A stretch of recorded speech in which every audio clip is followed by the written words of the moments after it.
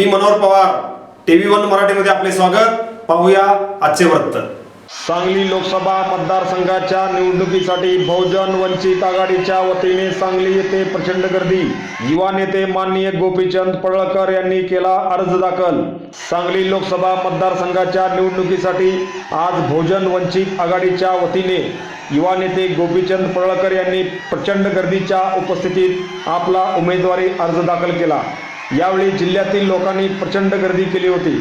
सांगली लोकसभा मतदारसंघ हा माजी मुख्यमंत्री माननीय वसंतरावदादा पाटील यांचा काँग्रेसचा बालेकिल्ला अशीच संपूर्ण महाराष्ट्राला ओळख होती। मात्र या जिल्ह्यातील राजकारणाचा नूर गेल्या 5 ते 10 वर्षापासून बदललेला आहे।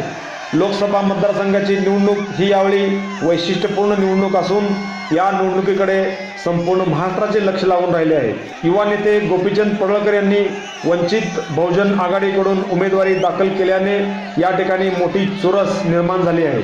सकल धनगर समाजाचा आरक्षणाचा मुद्दा घेऊन तरुण तडफदार युवा नेते गोपीचंद पडळकर यांनी संपूर्ण बहुजनांचे प्रश्न घेऊन एका बड्या नेत्यांच्या विरोधात लोकसभा लढवण्यासाठी जनसामान्य माणसाला न्याय मिळवून देण्यासाठी बहुजन आघाडीच्या विचारधारेवर पाऊल टाकत सांगली लोकसभेचे खासदारकी खेचून आणण्यासाठी त्यांनी उमेदवारी दाखल केली आहे। जतसह सांगली जिल्ह्यातील प्रत्येक तालुक्यातील कार्यकर्त्यांनी सांगलीमध्ये प्रचंड गर्दी केली होती। अनेक रस्त्यावरती बहुजन वंचित आघाडीचे झेंडे घेऊन तरुण उमेदवारी दाखल करण्यासाठी जात होते।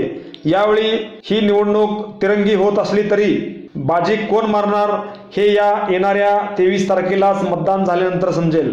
मात्र सध्या तरी त्या निमित्ताने माननीय गोपीचंद पडळकर यांनी मात्र जिल्ह्यात जोरदार हवा केल्याचे समजते।